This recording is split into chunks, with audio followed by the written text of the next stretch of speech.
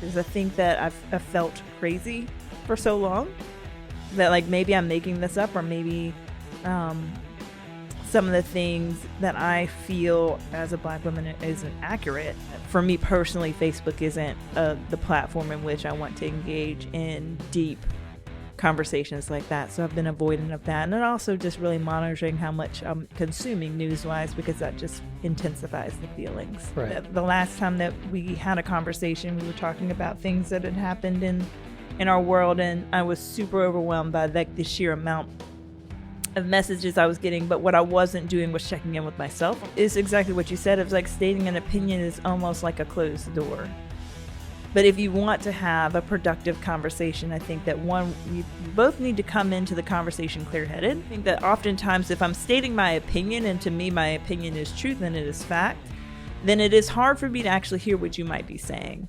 Because what I'm doing in an opinion world is I am listening to you because I'm trying to combat you. I'm listening to you because I want to prove you wrong. Because in a productive conversation, I am really just wanting to hear from you, your perspective and how you arrived there. And you're really wanting to hear from me, my perspective and how I arrived there with. Because yes, there are loud voices, but you don't have to post online, because what matters more is what you're doing out in real life. Well, am I willing to take a step out and actually talk to somebody and see what is really there? Because maybe I'm right, but maybe I'm wrong. Because I think that we have kind of fallen into dehumanizing people and boiling them down to, like what you said, just those labels. But to kind of look at the way you're saying it and the way you're standing up for something.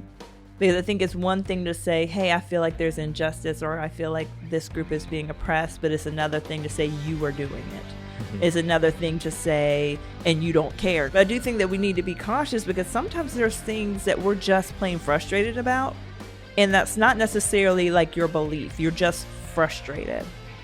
You're just angry. As a Black woman personally, where I'm at is I can't force people to come with me, and that's not my goal. And sometimes that's what a post can feel like. If I'm speaking out of anger, I'm trying to force you to see. I'm trying to force you to come along with me, and that's not helpful. There's now this like, let's go to unity, and it's like, oh no.